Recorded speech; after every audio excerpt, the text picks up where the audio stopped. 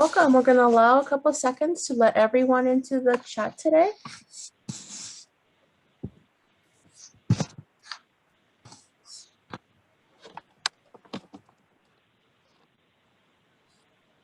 Welcome. My name is Noemi Guevara, and it's my pleasure as a Director of Alumni Engagement to welcome you to this edition of the 49er Industry Chat. Before we start, I would like to let you know this session is being recorded and will live on demand on our website at csuob.edu/alumni. We also encourage you to submit any questions to our guest speaker today using the Q&A box located below. And now I would like to introduce our moderator for the chat, Lucia Cos. Lucia earned a degree in Spanish in 1975. She was recognized as a distinguished alumna in 2005 and now serves as a council member for the CSUOB Alumni Council. Lucia, thank you so much for moderating the chat today. And now I pass it on over to you. Great. Thank you, Noemi. It's a pleasure to be here. Joanette Lima Nativo is a proud CSU Long Beach alum holding a Bachelor of Science degree in physical therapy. She is currently the owner of Ergonomic Focus, a full-service ergonomics consulting firm specializing in helping private industry and public agencies implement effective strategies for reducing costs and optimizing productivity. So Joanette has been consulting in the field of ergonomics since 1990. Previously as a principal in an Orange County-based ergonomics consulting firm, and then subsequently as the Ergonomics Program Manager at the Disneyland Resort. She was acknowledged as a CSULB Distinguished Alum in 2007, and she was most recently awarded the Safety Professional of the Year for the Orange County chapter of the American Society of Safety Professionals. That was in 2018. So please welcome today, today's 49er Industry Chat host, Joanette Lima Nativo.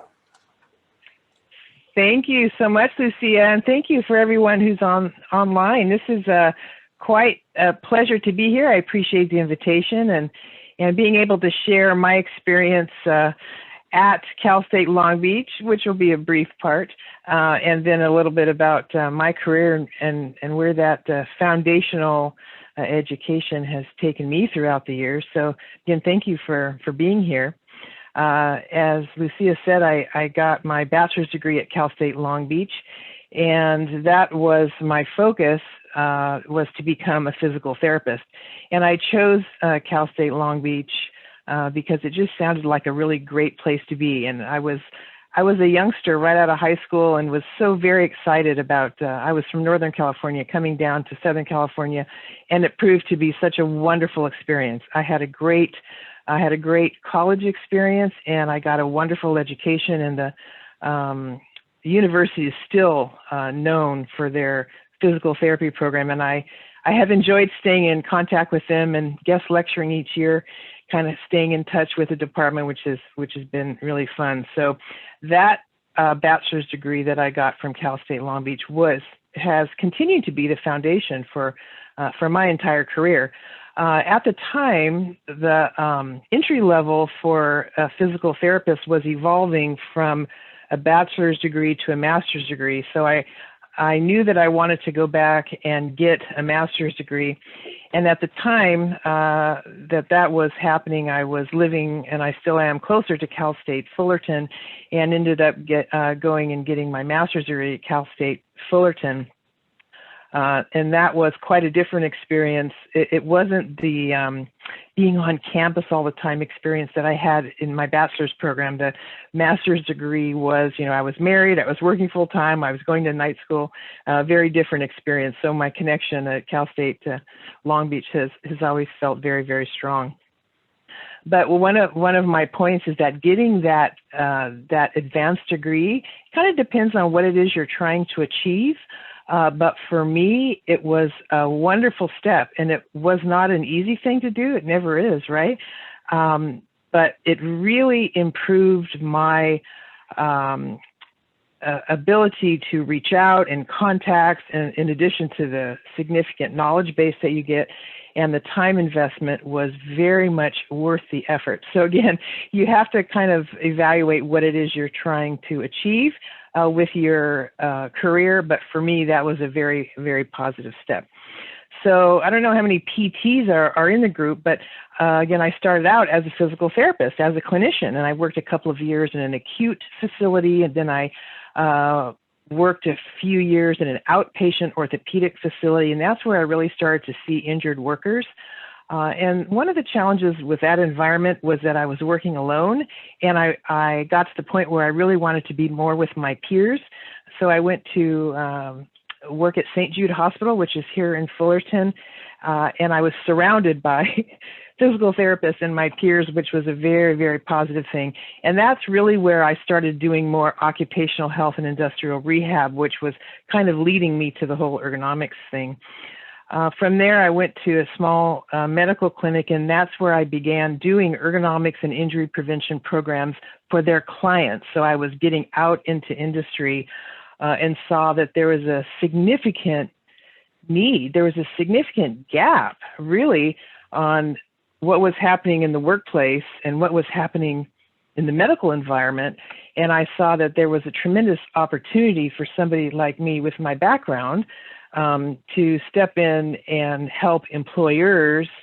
Instead of helping individual patients, I began working with employers to reduce the risk and reduce injuries to begin with so they wouldn't end up in the clinic. So I kind of stepped out of the clinic.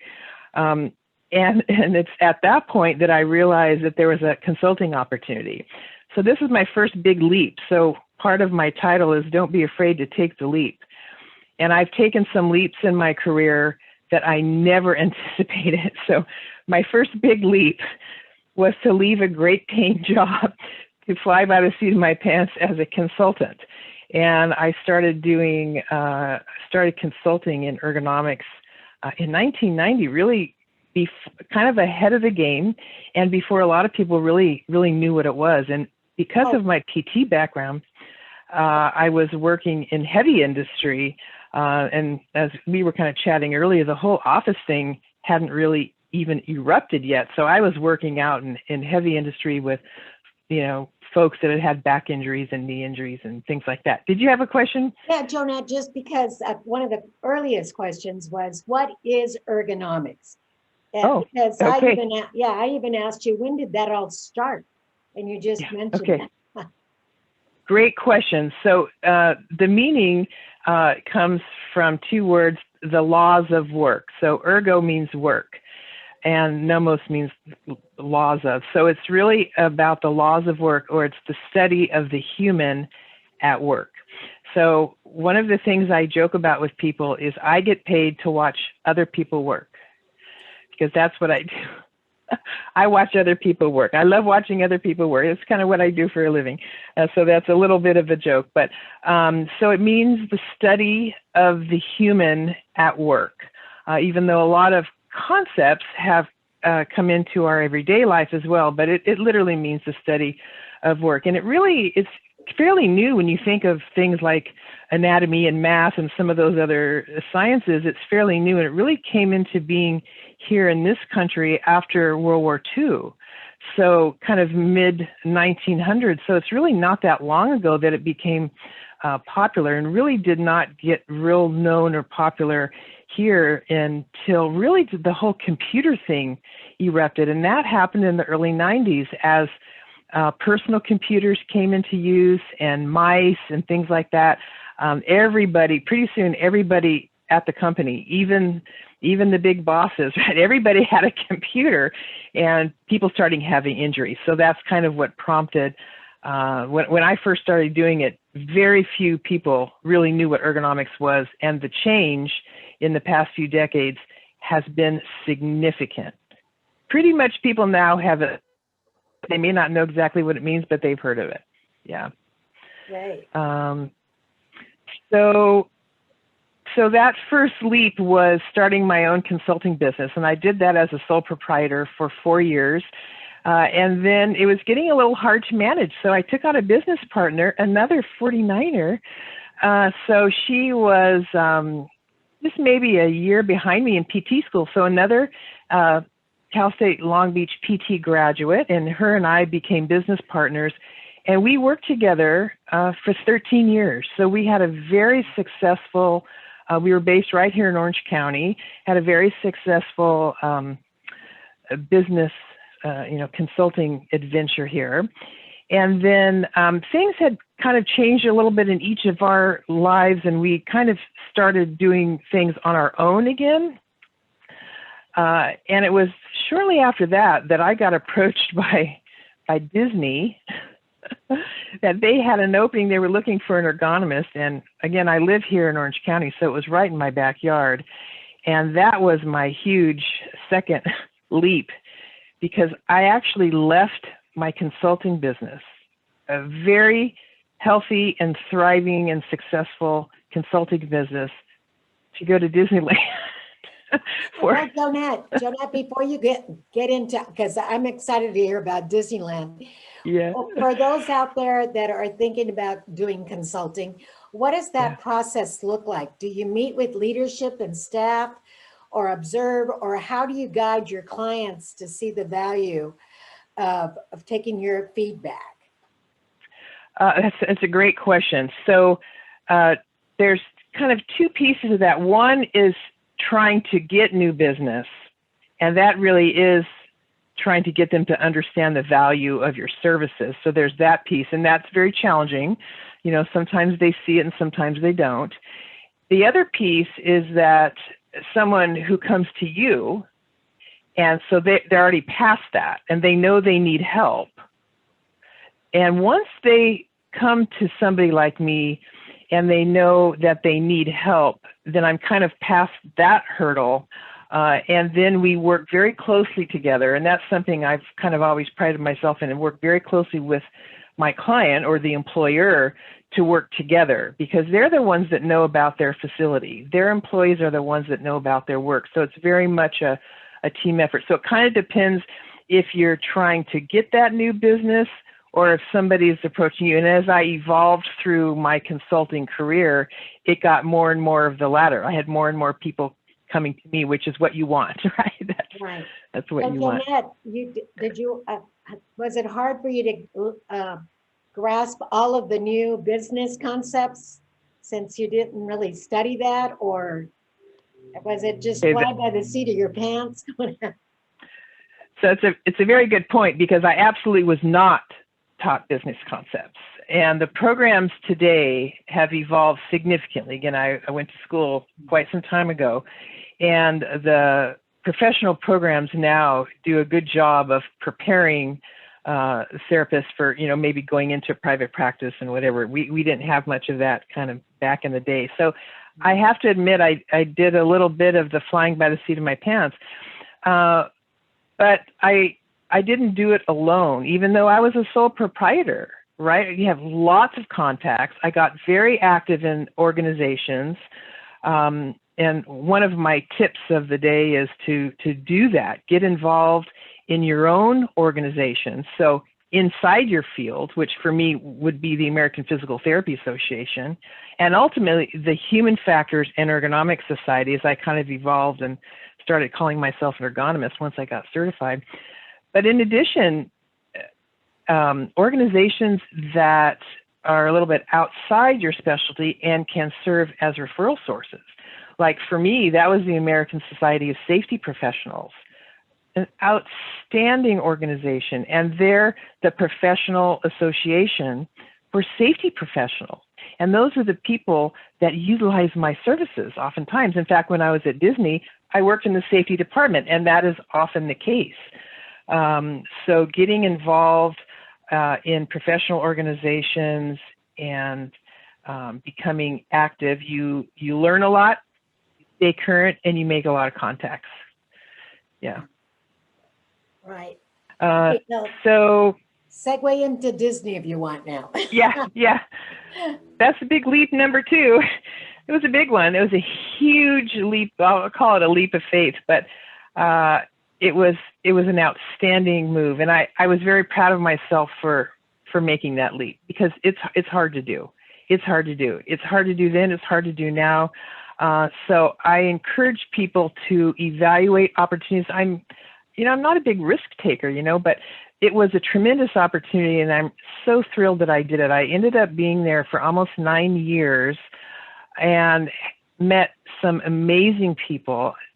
As a physical therapist, we're bred as team members. We're really trained and bred to, work as part of a team. So that's kind of a natural thing to me. And that's one of the things I loved at Disney was all these teams, design teams and this group working on this and this group. We had a huge safety department, and I was one of the specialists. We had several specialties there: food safety, industrial hygiene, ergonomics. There were several different specialty areas, and we all worked together. So I love that.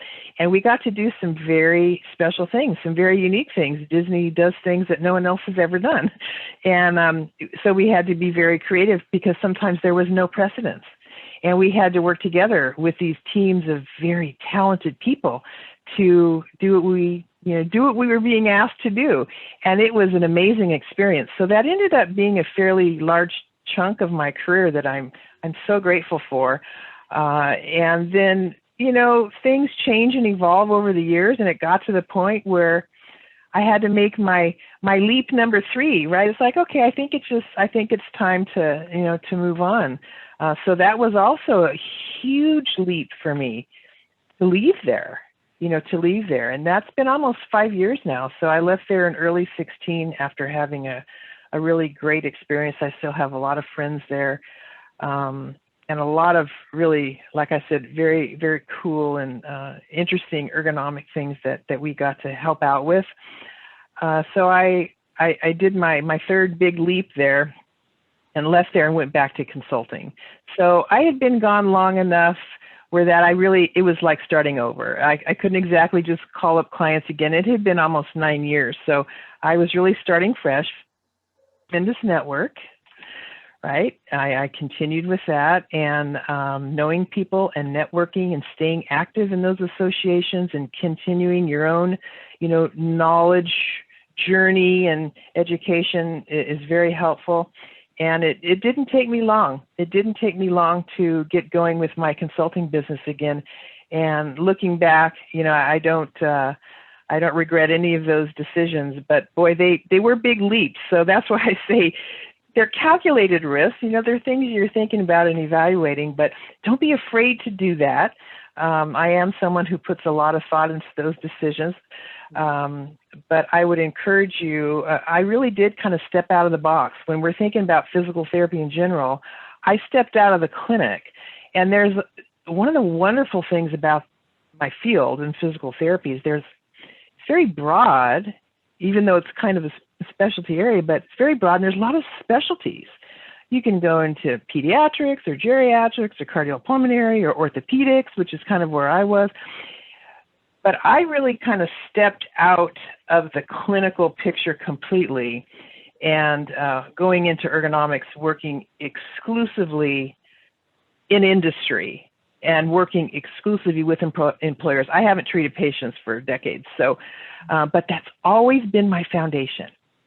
That PT degree that I got at Cal State Long Beach has always been my foundation and still is.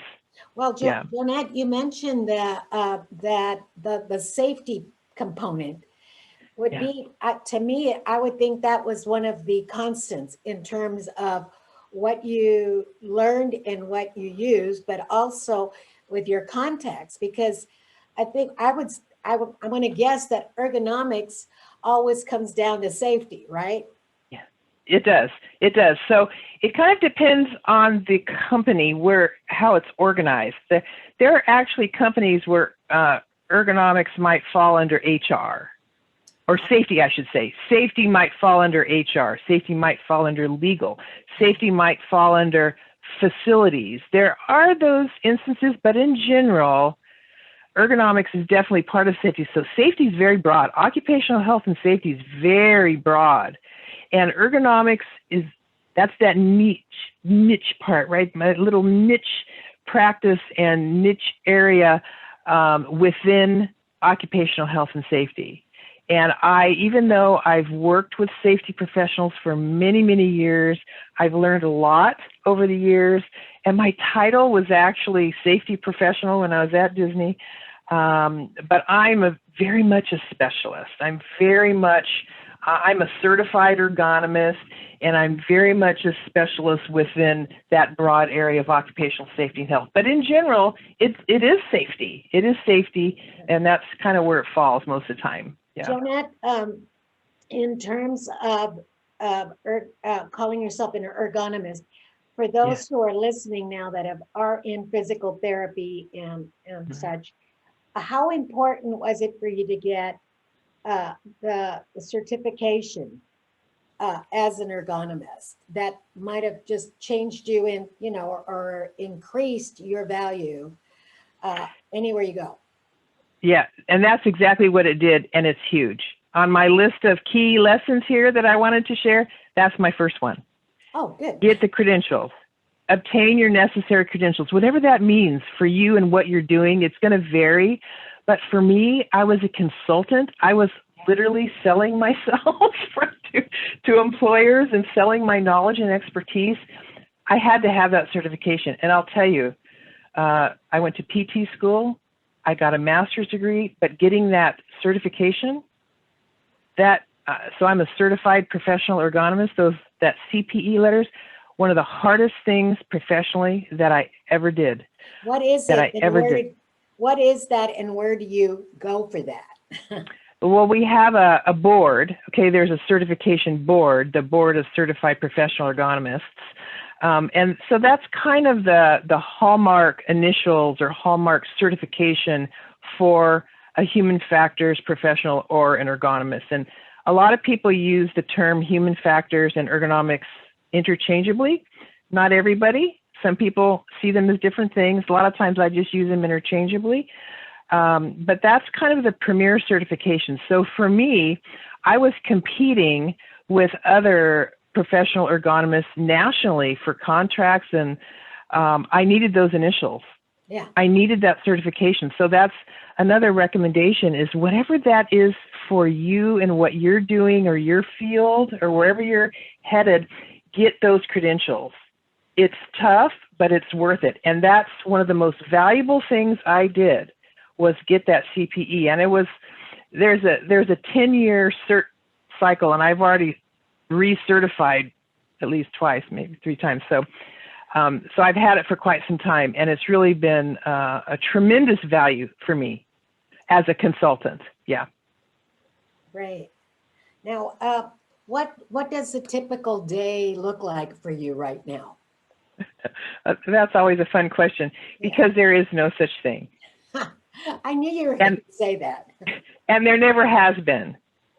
Now, when I was at Disney, it was a little, I'll say a little more regular. I was in a corporate environment, and my hours were a little more fixed, and we had meetings and projects and a little more regularity, I'd say. But as a consultant, my days vary, my weeks vary. I could be in an office environment. I could be out in heavy industry with a hard hat and steel toe boots on.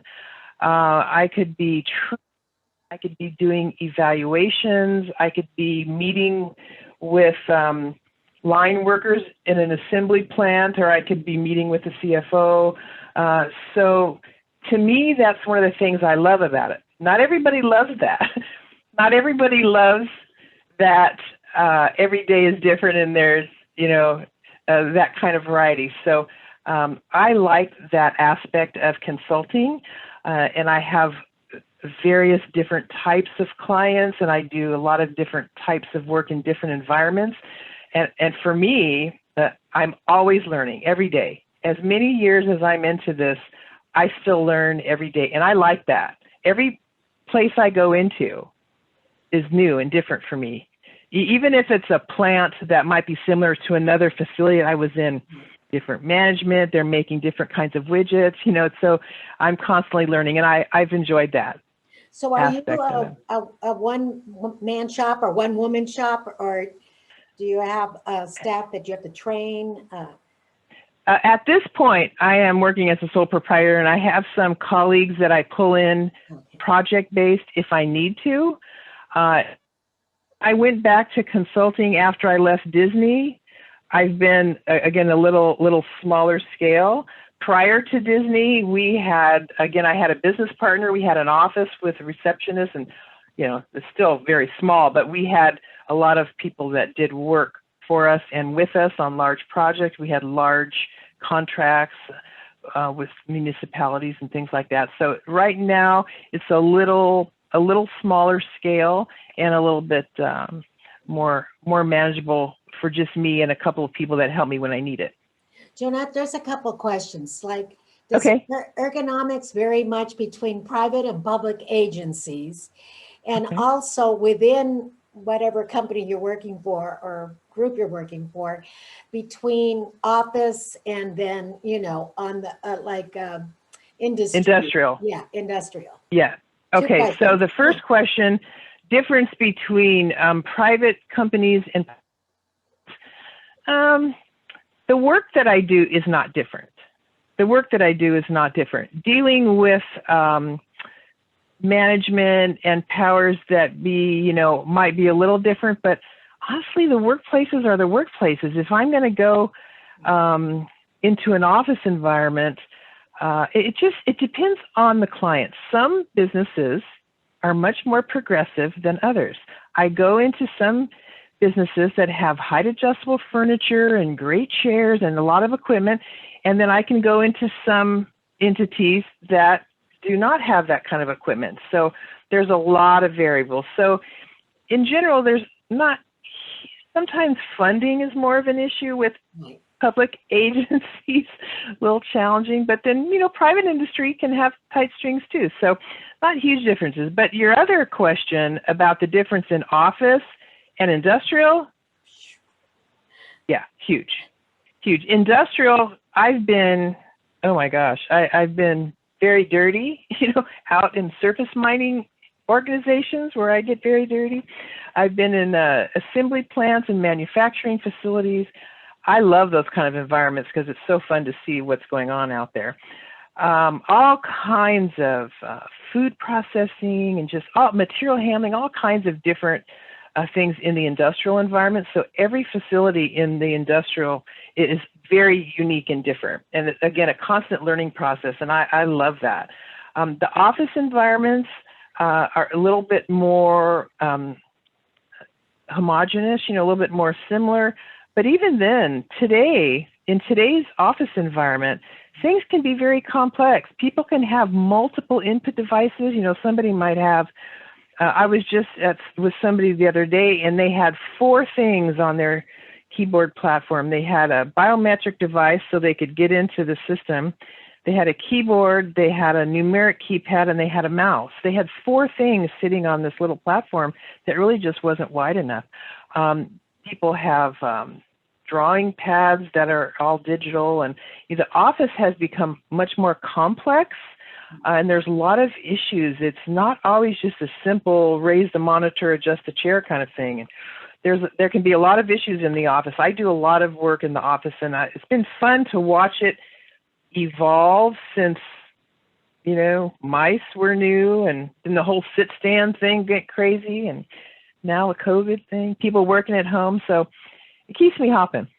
There's a couple of questions. Do you factor in the psychological effects that may come from some of the physical injuries? And then I had a question. Do you get pulled into with the lawyers sometimes in terms of, workplace injuries? We can. So let me talk. The psychological aspects of injury can be enormous. Okay. So as a physical therapist, we had a fair amount of background with, understanding, the psychology of disability or the psychological impacts that come along with pain, chronic injury. So we are sensitive to that. I am careful that when I'm out in industry, even though that physical therapy degree continues to be my foundation, my foundational knowledge, I'm not there as a physical therapist. So I don't talk about it a lot. Sometimes I can pick up on some things, and sometimes I can tell why things may not be working because there may be some associated things. So I can pick up on it, but as an ergonomist, I'm not always in that role to deal with it directly, but I may be in a position to bring it up to somebody in an appropriate way, as long as it, you know, protects the employee. But we never want to underestimate the impact, right? It can have a huge impact on people. So really, as a PT, I'm aware of it, but I'm cautious when I'm out in the field working with the employer. It's kind of a little bit different role. And your other question, do we get involved with attorneys? A lot of times with our injury cases, somebody might have an attorney because they're suing their employer. It doesn't change what I do. Okay. It doesn't change what I do at all. I am very careful always about how I document. We learn that as physical therapists, you know. Any report I write, I figure can end up in a courtroom. So I'm very cautious on how I write reports and deal with people, but it doesn't change my approach, or I'm out there to do what I'm going to do. And a lot of times somebody could have an attorney and I wouldn't even know about it. Sometimes I'm aware, sometimes I'm not, but people are all treated the same, and it doesn't impact how I approach the problem or their solutions or anything like that. Does that answer your question? Yeah. Now, I did want to talk about COVID and how it's impacted the industry, especially with people working from home. So how's that working? And also, what's the balance in terms of how responsible an employer is when they're not at your own office at home? So it's got to be problematic. Yeah, it's very challenging for employers. It's challenging for the employees too. So huge impact as everybody was sent home, right, in unprecedented numbers. Now, a lot of companies had already started telecommute programs, so some employers were already fairly well set up for that. But in general, again, everybody got sent home, and it was so challenging. And some of you may be aware, because you may have had the issue where you tried to order a desk or a chair on Amazon and couldn't find one because everybody was ordering desks and chairs and equipment, and it got to the point where you could hardly find an office chair, right? It was so crazy. So it's had a huge impact on us, and some of the challenges for employers are that, yes, they are responsible, but they have no sight to that home office, very little control, no standardization like you can have in your office. You roll out a program where everybody's going to get a new chair, or you're going to be evaluated or whatever. It's just not that clean when people are in their homes. And very challenging for employees that may or may not have the space. Not everybody has the space to just have a home office. So they're often working in situations that are less than optimal from our perspective, work surface heights and the chair they're sitting in, or if they're even on a chair, they might be on a bench. We've seen, situations of workstations at home that are less than optimal. So as time has gone by, a lot of employers are seeing people, complaining of discomfort and that kind of thing. So a lot of employers, there's a tremendous amount of variability, but a lot of employers have given stipends to their employees and saying, I've seen everything from $200 to $1,000 to $1,500. Tech companies saying, whatever you need, just let me know and order it.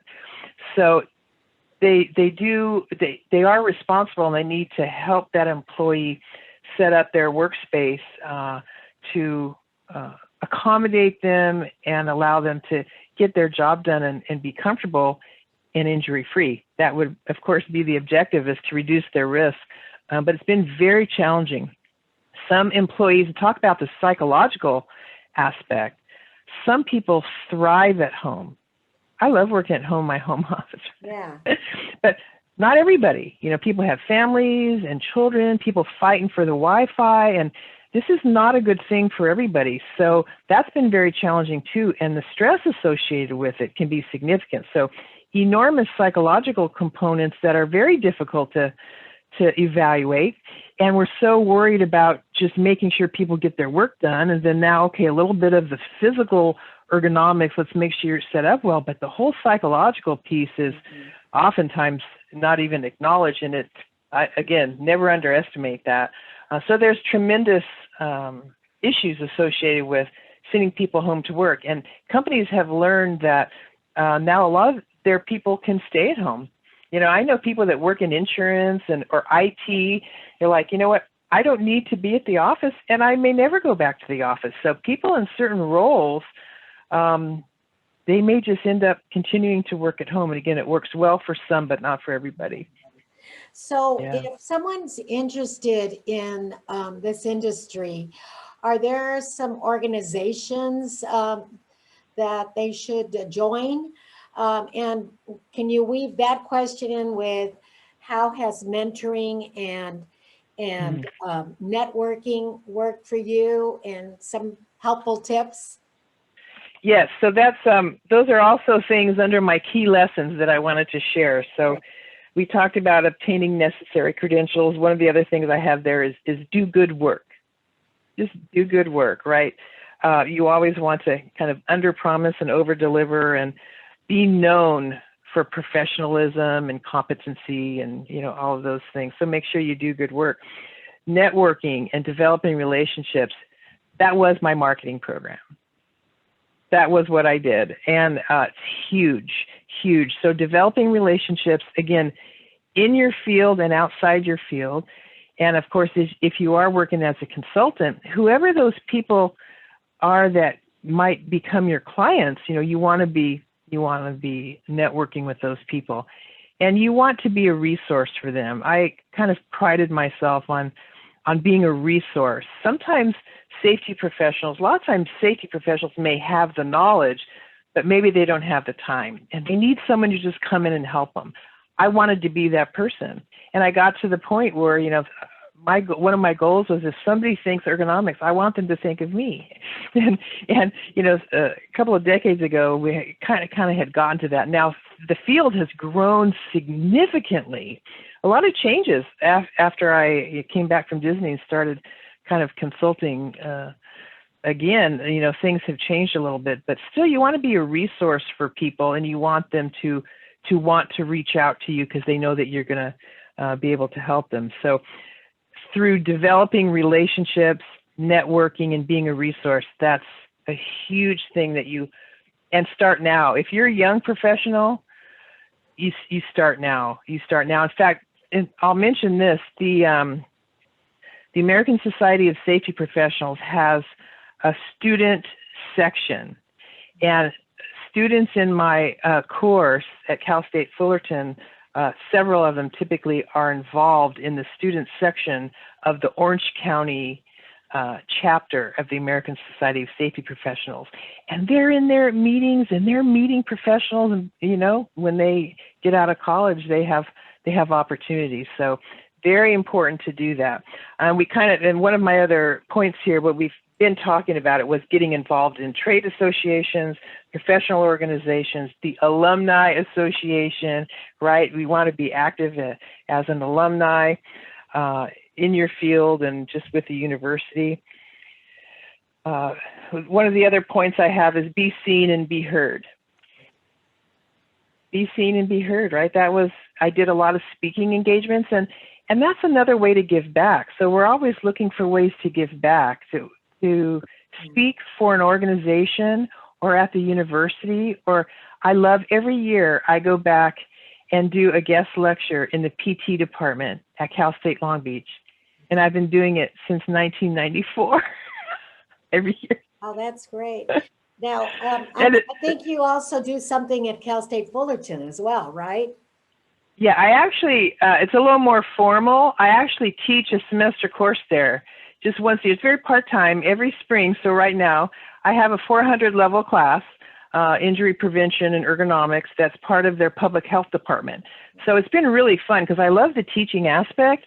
So when I've done a lot of guest lecturing and, you know, lecturing in general and training throughout the decades, but when I was presented with an opportunity to have my own class. It's a 400 level class, so I have primarily seniors, some juniors, sometimes a couple of grad students, and it's an elective. So most of the students in there chose it, right? It either fit with their schedule or they wanted to take it. So, and every year I get one or two of those who really want to go into ergonomics and human factors. So the mentoring you had talked about earlier is also something I enjoy. It's kind of similar to teaching. And I have to say, I learn an awful lot from these students and from these young professionals. And that's another way to give back. And, I never really thought about it that way, but I've been told that through mentoring, through teaching, these are all ways to give back. And like I said, I didn't really think of it that way, but it's really fun to be a part of that. And if you can be a part of a young professional's growth and development, or for somebody a little bit later in their career who is maybe switching gears, which now happens all the time. I get calls all the time from physical therapists saying, well, how do you get into that? And what do you do? And so really, no matter where you are in your career, we have to be flexible. And that was one of my other points, is going with the flow, right? Which is not my favorite thing, to be honest with you. Being flexible has never been one of my strengths, I don't think. And boy, this year we've had to go with the flow. And we all know people who have had to switch gears. And every night on the news, I see really wonderful stories about entities, restaurants, or companies who have changed the way they do things to kind of go with the flow. And it isn't easy, but you have to be a little flexible. And COVID has definitely shown us that. When I worked for the big corporation, right, you learn a lot about being flexible there. So those are things that would be tips as well. Don't be afraid to take a calculated risk and do everything you can to be a solid professional, and be a little flexible. Joanette, I like what you said about be seen and be heard. Can you give a few examples of when you were at Disney and other places? It's important to be seen and heard in other external organizations, but what about within your own entity? Yeah, well, I'd say it was kind of similar. You're networking. Disney's a big place. So you've got to get to know people. Right. That is networking and developing relationships.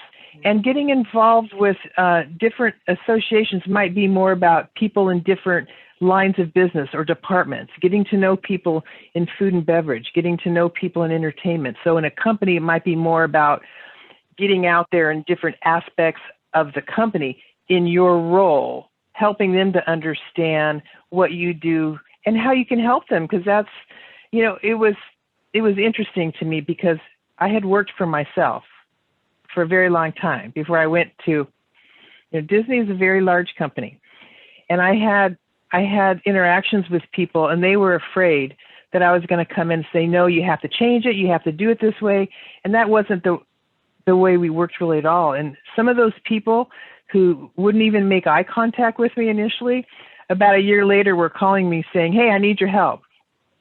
So it's all about helping people understand how you can work together and how you can help them. So it's not that different. It's just internal versus a more external. And the teaching and speaking and just being out there helping people, it's kind of the same thing, just a little different environment. Right. We got 2 minutes, Joanette, about thereabouts. What's your last, words of wisdom? And did you go through your whole list of, No, and this is a good one. The one that I hadn't talked about was never stop learning. Never stop learning. So for me, again, every new client is an opportunity to learn something new. I still go to courses. I still read research. The whole networking thing, you learn from other people. I learned from experienced people. I learned from young professionals. I learned from people across the board. So I would say that was one of the things that I didn't get to was, don't be afraid to take the leap. That was kind of one of the focuses, and kind of enjoy what comes of it. It's all, we make choices, right? And if it doesn't work out, you can maybe go in a different direction. Well, we got maybe 1 minute left. Any future things that you're looking at? At this point, just kind of building back up a little bit, kind of things are starting to open up. So kind of just getting back to kind of business as whatever our new usual is going to be. So again, with the whole going with the flow thing, just kind of hanging on and getting back out there. At this point, I don't have big plans to grow, but I'm always looking for new business, and my priority is always doing a good job for my clients and providing for them what they need. Yeah. Okay, we're out of time, but I'm sure that Noemi's going to give your contact information somewhere. So there'll be, and I'll let her, just going to turn it over to Noemi. She does a better job at that than me. Thank you. Thank you. Thank you, Thank you so Joanette. much. What a wonderful conversation. And yeah, before we sign off, if anyone wants to connect with you, are you okay if they reach out to you via LinkedIn? Or if Oh, absolutely. email us, and we'll go ahead and forward their contact information over to you. Oh, that's fine. Yes, Okay, no problem. Great. And then you saw you had a shout out from a former classmate on the chat. How about part of my PT class? Yes. Yes. Hello, Carol. That was wonderful. Yes, we went through PT school together. Wonderful. Well, again, thank you so much for so much wisdom and words of advice for our current students and our alumni who are on the call. We really appreciate it. Thank you, everyone, for joining us. We did drop a link on the chat box. If you could give us your feedback, we would appreciate it. And again, follow us on social media to learn about our future programs like this. We thank you for attending and have a great day. Thank you so much.